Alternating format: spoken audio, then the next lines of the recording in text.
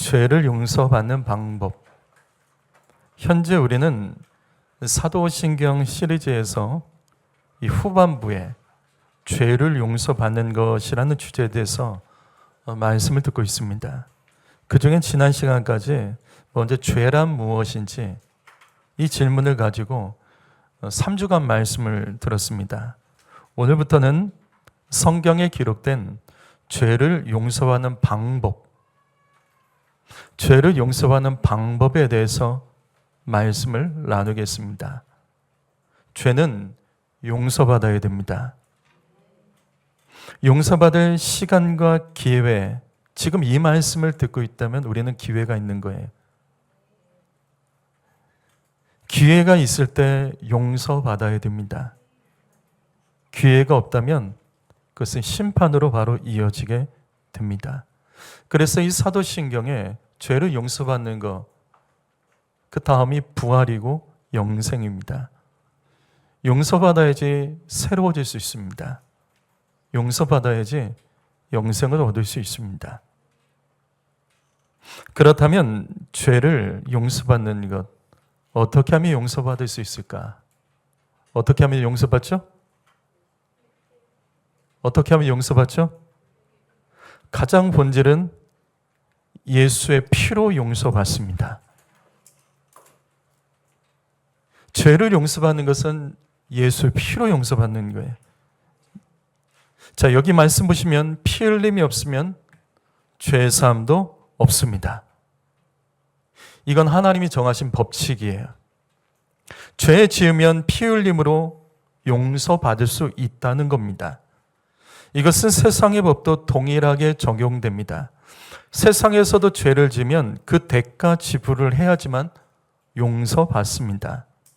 그래서 세상에서도 죄를 지면 법원에서 돈으로, 아니면 너는 시간으로 감옥에 들어가라, 아니면 어떤 형벌로, 아주 악한 죄에 대해서는 핏값을 지불해서 죄를 용서받게 합니다. 성경은 모든 죄에 대해서 용서받기 위해서는 핏값을 지불해야 된다는 것을 구약 성경으로부터 계속 가르쳐 줍니다. 죄는 반드시 핏값으로 지불해야 됩니다. 왜냐하면 작은 죄는 없습니다. 여러분, 다시 반복합니다. 작은 죄는 없습니다. 성경에서는 큰 죄라는 구절이지만 작은 죄라는 구절은 단 한 번도 나오지 않습니다. 바로 이겁니다. 죄는 작은 것이 없습니다. 언제나 큰 것으로 다루어야 됩니다. 죄가 크다 작다의 기준은 우리에게 있지 않습니다. 내가 생각할 때 별것 아닌 것이 하나님께서는 다를 수 있어요. 하나님께서는 우리의 기준과 다릅니다. 그래서 우리는 죄 짓고 그럴 수도 있는 것 아니냐며 말할 때가 있습니다. 또 죄 짓고 우리는 뭐 때문에 핑계를 대기도 합니다. 내게 죄된 모습이 있어도 이해해달라고 말할 때가 있습니다. 이런 단어도 써요. 영적 사춘기, 영적 갱년기, 영적 방황기라고 말하며 이해해달라고 말할 때 있습니다. 틀리셨어요. 죄의 문제는 사람이 이해하고 이해하지 않느냐, 여기에 달려있는 게 아니에요. 누가 이해해준다고 되는 게 아니라고요. 죄의 문제는 용서받아야 됩니다. 그래서 우리는 모든 죄를 큰 죄로 다루고 예수의 피로 죄를 씻음 받아야 됩니다. 레위기 17장 11절 말씀 읽어보죠. 읽어봅니다. 시작.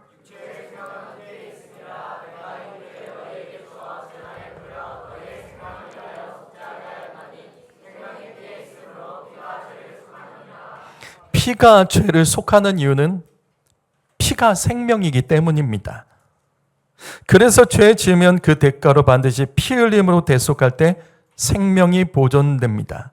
피가 생명이고 피는 죄를 속합니다. 우리는 이 사실을 통해서 깨달아야 됩니다. 죄 지으려면 목숨 걸어야 됩니다. 따라해 볼까요? 죄 지으려면 목숨 걸어야 한다. 다시 한번, 죄 지으려면 목숨 걸어야 된다. 그만큼 하나님은 죄를 싫어하십니다. 죄는 한 사람의 인생뿐만 아니라 내 주변 사람과 환경과 특별히 하나님과의 관계를 다 파괴해 버립니다. 에베소서 1장 7절 말씀, 우리는 그리스도 안에 그의 은혜의 풍성함에 따라 그의 피로 말미암아 속량 곧 죄사함을 받았느니라. 성도 여러분, 질문하죠. 예수님이 십자가에 죽으셨을 때 의인으로서 죽으셨습니까? 죄인으로 죽으셨습니까? 예수님 죄를 갖고 죽으셨어요? 아니면 죄가 없이 죽으셨어요? 틀리셨습니다. 죄가 있고 죄를 가지고 죽었죠.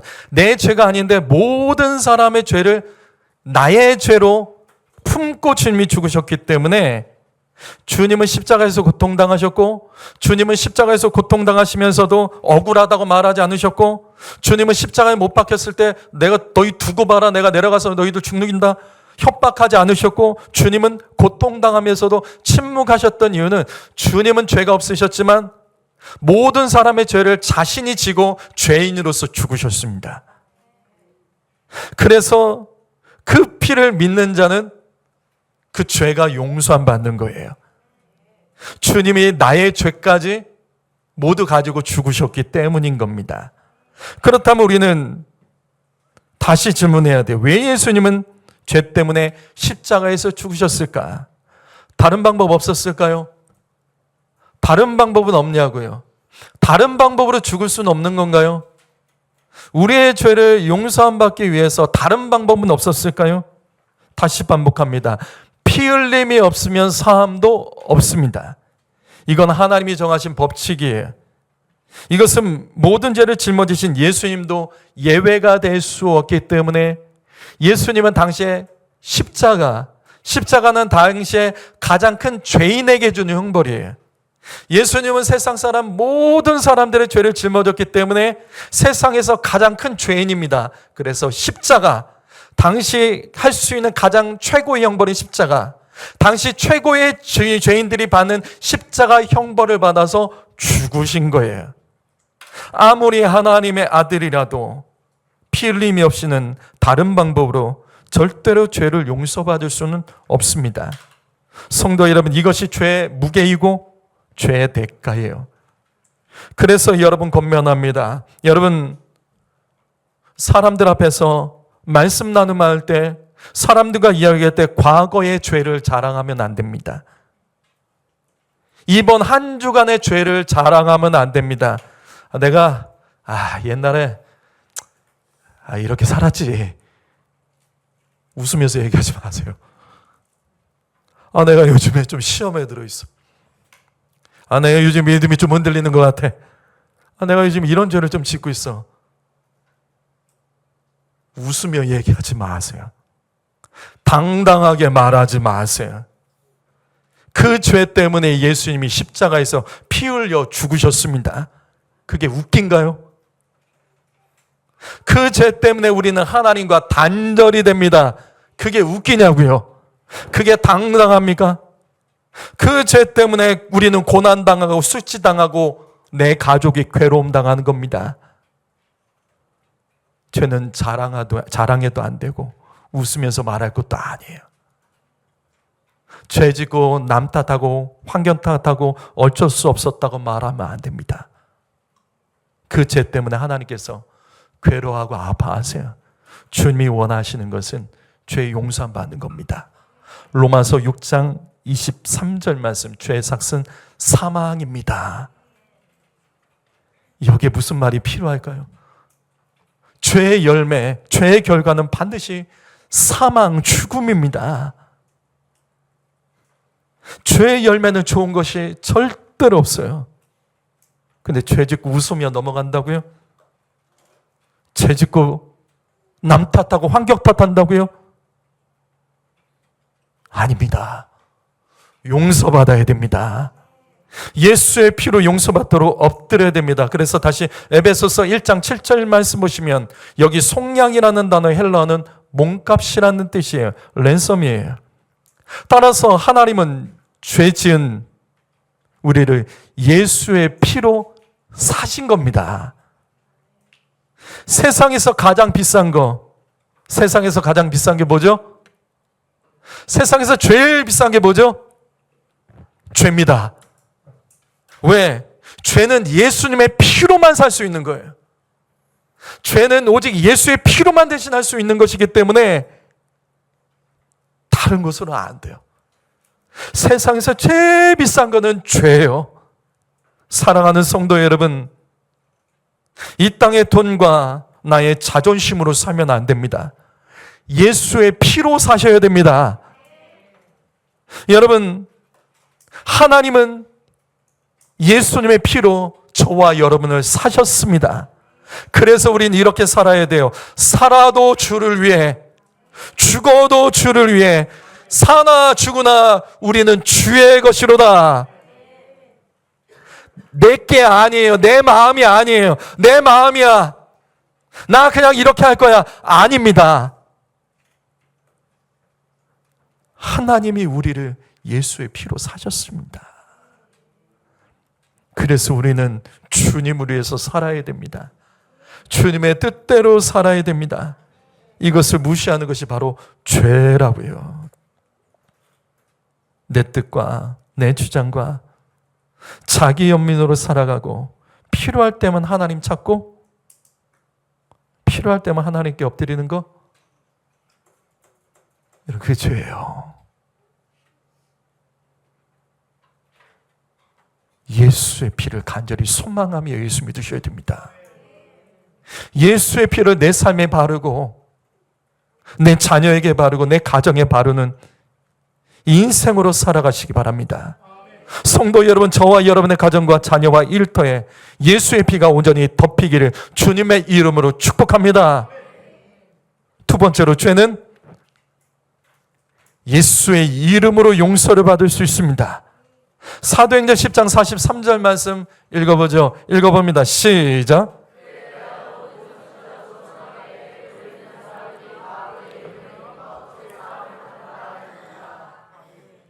예수의 피로 인한 죄사함과 예수의 이름으로 죄사함은 조금 다른 거예요. 분명 모든 죄는 예수의 피 때문에 우리는 어떤 죄를 지어도 용서받을 근거가 있어요. 예수의 피는 모든 죄를 용서받을 근거가 됩니다. 그렇다면 질문하죠. 예수의 피는 모든 사람이 알아서 죄 용서함 받도록 하는 능력이 있냐고요. 그냥 주님이 피 흘리셨으니까 모든 사람은 다 그냥 죄 용서받는다? 아닙니다. 모든 사람이 예수의 피로 알아서 용서받는다면 세상에 지옥 갈 사람은 단 한 명도 없겠죠. 예수의 피로 모든 사람이 알아서 용서받는 게 아닙니다. 그것이 바로 이 말씀이에요. 로마서 10장 13절 말씀. 누구든지 주의 이름을 부르는 자가 구원 받습니다. 성도 여러분, 예수 믿는 믿음, 구원받은 믿음은 예수의 이름을 부르는 데까지 나가야 됩니다. 예수의 이름 부르며 기도해야 됩니다. 그래서 기도가 중요한 거예요. 한 주간 얼마 기도하십니까? 한 주간 얼마를 기도하십니까? 예수 믿으시죠? 그게 다가 아니라고. 예수 믿는다면 증거가 있냐고요. 한 주간 얼마나 기도를 하십니까? 누구든지 예수의 이름으로 기도하는 사람이 예수의 피로 구원 받습니다. 이 말씀에서 구원은 이중적인 의미가 있죠. 구원은 영혼의 구원만 있는 게 아니에요. 땅에서의 구원도 있습니다. 예수의 피는 단지 우리의 영혼을 구원하는 힘만 있는 게 아니에요. 예수의 피는요, 이 땅의 문제로부터 우리를 구원합니다. 예수의 피는 질병으로부터의 구원, 예수의 피는 우리의 근심과 염려로부터의 구원과 가난과 궁핍으로부터의 구원과 실패와 절망으로부터의 구원까지 이르는 능력이 있습니다. 그 피의 구원은 죽어서 천국 가는 구원이 뿐만 아니라 이 땅에서 다시 살아나는 구원의 능력, 모든 문제와 어려움으로부터 구원하고 회복시키는 능력이 있습니다. 하지만 구원하는 예수의 피의 능력은 합법적이라고요. 그냥 알아서 잘 되고 예수 믿으면 알아서 모든 것이 회복되고, 아닙니다. 이 말씀 붙드셔야 돼요. 구원받으려면 누구든지 주의 이름을 부르며 기도해야 됩니다. 기도가 이렇게 중요한 거예요. 여러분은 어떤 구원이 필요하십니까? 현재 여러분의 삶에는 여러분 어떤 구원이 필요하십니까? 가정의 구원, 자녀의 영혼과 자녀의 장래가 잘 되기 원하는 그 구원이 필요한 분들 계시죠? 일터가 기업으로 구원받기 원하십니까? 삶이 힘있고 잘 나가는 구원을 받기 원하신다면 이 말씀 붙드세요. 누구든지 주의 이름을 부르는 자는 구원을 받습니다. 죽어서 구원문을 말하는 것이 아니라고요. 땅에서의 구원도 말하는 겁니다. 사랑하는 성도 여러분, 예수의 이름으로 기도하면 삶에 힘이 있습니다. 반드시 문제는 해결됩니다. 출애굽기 12장 13절 말씀 읽어보죠. 읽어봅니다. 시작.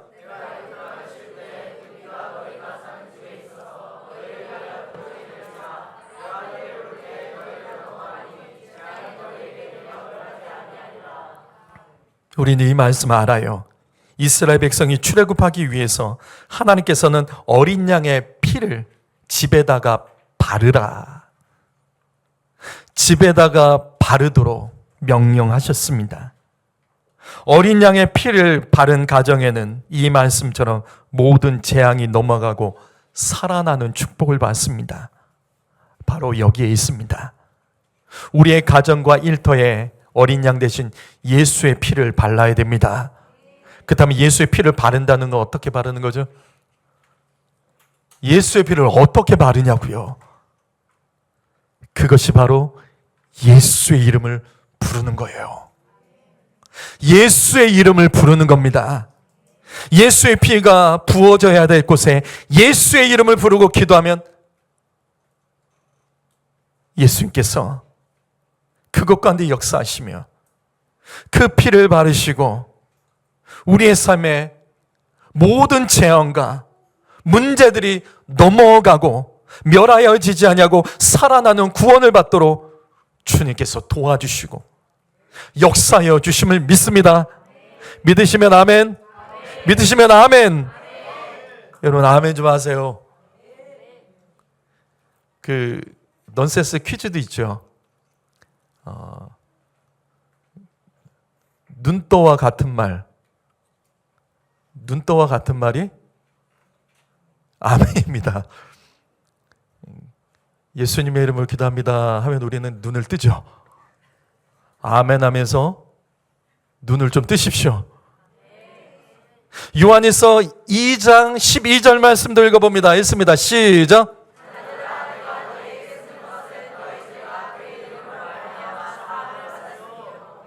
요한은 성경이 기록된 목적이 예수의 이름으로 죄사함을 받기 위한 것이다.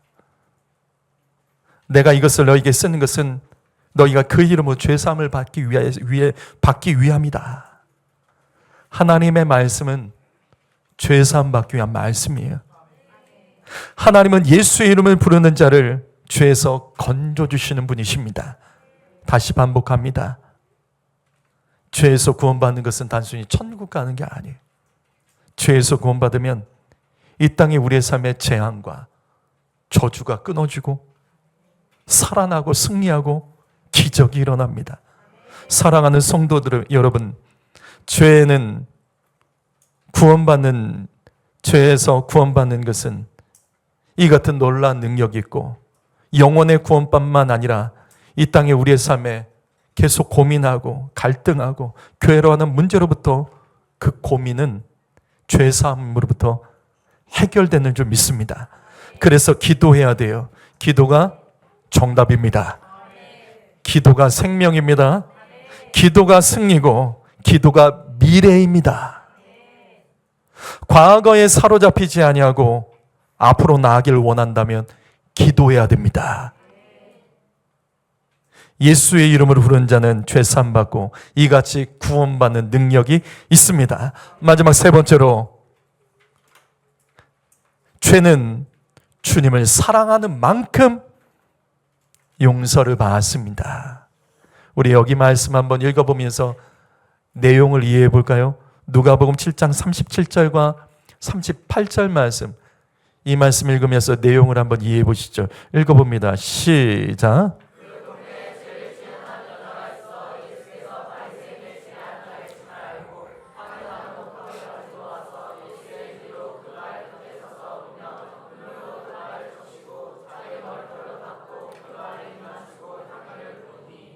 자, 어떤 한 여인이 있습니다.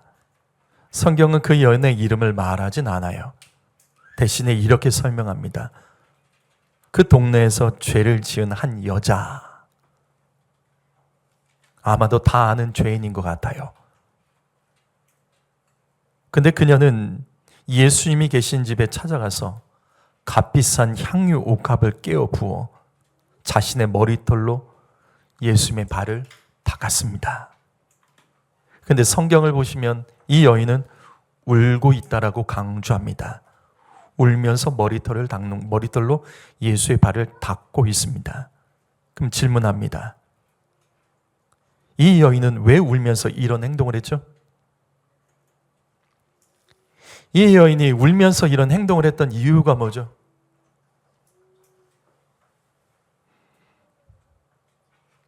뭐 때문에 지금 이렇게 하고 있냐고요? 정답은 자신의 죄를 용서받고 싶었기 때문입니다. 누가복음 7장 47절, 48절 말씀 읽어봅니다. 시작.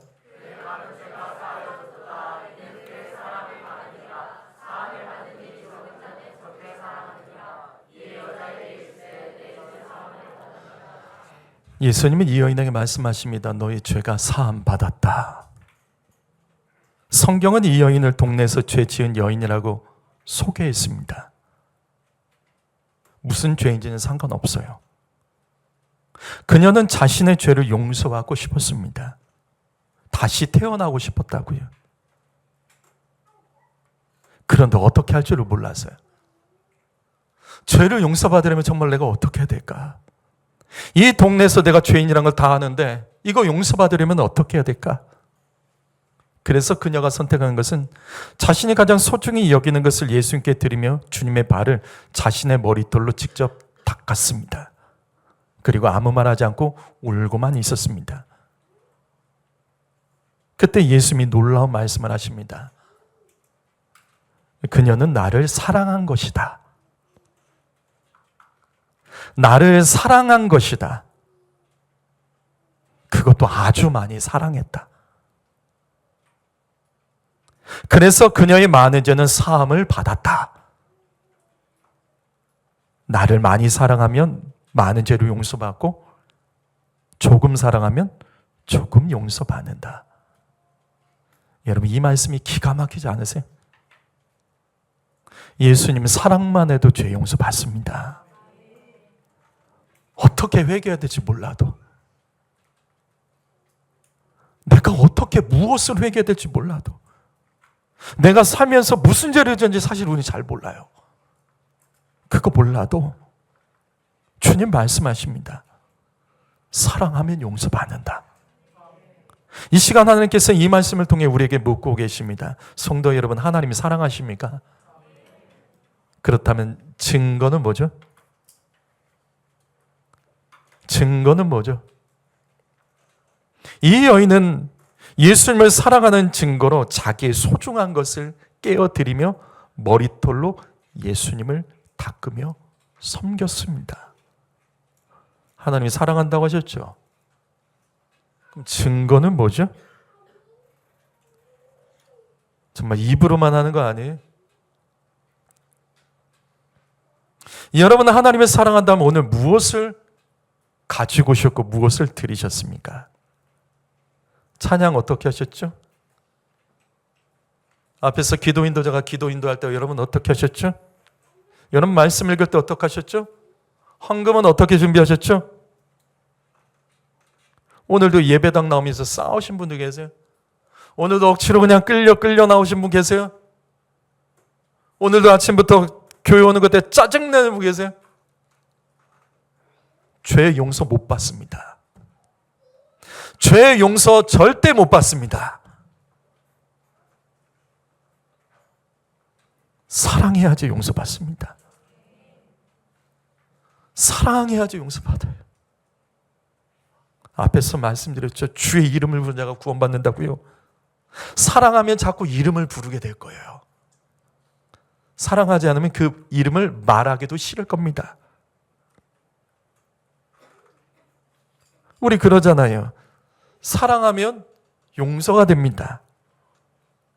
부족해도 사랑하면 용서가 돼요. 우리 중에 친하게 지낸 분들 계실 거예요. 성도님들 중에. 근데 나랑 친하게 지낸 사람이 다른 사람에게 욕을 먹는다면 여러분 나서서 이렇게 말하겠죠. 그 사람 그런 사람 아니야. 아이, 그럴 만한 이유가 있었겠지. 친하기만 해도 믿어주고 부족해도 덮어주죠. 덮어주더라고요. 신기하게. 다른 사람에 대해서 냉정해도 친하니까 그렇게 하더라고요. 아, 친하구나. 그런데 사랑하는 사람이라면 어떨까요? 사랑하면 허물을 덮어줍니다. 그것이 사랑의 힘이에요. 바로 이겁니다. 예수 믿는 것은 예수님이 사랑하는 겁니다. 사랑해서 자꾸만 그 말씀 묵상하고, 사랑해서 그 이름을 자꾸 부르고, 사랑해서 주의 몸된 성전을 가까이 하는 것을 즐거워하고, 사랑의 증거죠. 베드로전서 4장 8절 말씀, 무엇보다 더 뜨겁게 서로 사랑할지니 사랑은 허다한 죄를 덮느니라. 맞습니다.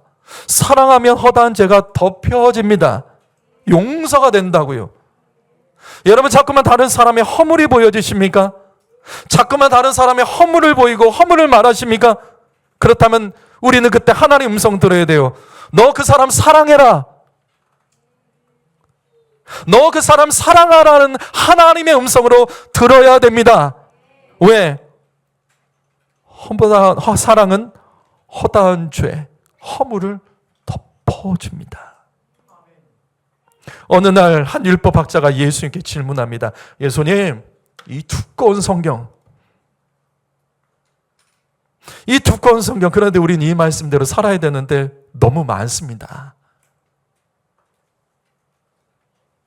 그럼 이 중에서 우리가 꼭 지켜야 될 가장 중요한 계명은 무엇입니까? 당시 유대인들이, 바리새인들이 모여서 날마다 토론하는 거예요. 이 말씀이 중요하다, 이 말씀이 중요하다. 그래서 율법학자가 예수께 묻는 거예요. 이 두꺼운 성경에서 제일 중요한 말씀 다 지킬 수는 없지 않습니까? 근데 이거는 꼭 지켜야 될 말씀, 그게 무엇입니까? 그때 예수께서 뭐라고 말씀하시죠? 그렇죠. 두 가지 말씀하세요. 사랑하라. 하나님 사랑하고 이웃 사랑해라. 오늘 말씀에서 우리는 해답을 이미 얻은 거예요. 왜 예수님께서는 사랑하라고 말씀하셨을까요? 왜 사랑하라고 말씀하셨죠? 여러분, 우리의 핵심은 이거예요.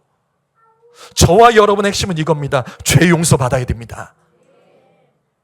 우리는 죄 용서 받아야 돼요. 이게 우리의 삶의 늘 목표예요. 천국 가는 거 죄 용서 받아야 된다고요. 복되는 거 죄 용서 받아야 됩니다. 잘 되기 원하십니까? 죄 용서 받아야 됩니다. 이 땅의 모든 거, 우리가 해야 될 최고의 일은 죄 용서 받는 겁니다. 그래서 주님 말씀하세요. 사랑해라. 다시요. 사랑은 죄를 이기고 죄를 용서받게 합니다. 하나님 사랑하면 죄 용서받습니다. 내가 이웃을 사랑하면 그 사람이 나를 미워해 하더라도 용서해 줍니다. 사랑은 죄를 깨트려 버립니다. 성도 여러분, 우리가 아무리 복을 받아도 죄 용서받지 못하면 아무 소용없는 거예요. 제일 중요한 말씀은 죄 용서받는 겁니다. 여러분, 축복의 말씀이 중요한 게 아니에요. 죄를 품고 하나님께서 어떻게 축복을 부어주십니까? 죄를 회개하지 못한 자에게 어떻게 축복을 주십니까? 죄 용서받는 것이 제일 좋은 겁니다. 그래서 성령이 임하시면 우리가 죄 용서받도록 하나님 앞에 엎드리도록 가난한 심령이 되도록 역사하시는 거예요. 조금 부족해도 됩니다. 성도 여러분, 오늘 말씀 아주 단순하게 가자고요. 주님을 더 사랑하면 됩니다. 사랑하면 그 증거를 보여주십시오. 사랑하면 증거를 보여주십시오. 뜨겁게 사랑하면 뜨겁게 용서받습니다. 냉랭한 가슴으로는 아무리 힘을 써도, 아무리 애를 써도 되는 것 없어요. 예배 시간에 뜨겁게 사랑하는 마로 말씀을 듣고, 죄의 용서함 받으려고 하는 말씀으로만 말씀 듣고, 오늘도 또 내 얘기했네 그렇게 따지지 마시고, 목회자 할 일 없이 그런 짓 안 해요. 차라리 그렇게 들었으면 하나님 음성을 들으세요. 오늘도 내 얘기했네, 맞아요. 하나님께서 오늘 나 들으라고 말씀하시는구나. 차라리 그렇게 듣는 자가 은혜 받는 거죠. 살아가는 성도 여러분, 다시 반복합니다. 죄 용서 받아야 됩니다. 다른 거 못해도 돼요. 뜨겁게 사랑합시다. 뜨겁게 사랑합시다. 이웃도 뜨겁게 사랑하면 그 사람에 대해서 내가 죄 지은 것도 용서받을 수 있습니다. 기도합니다.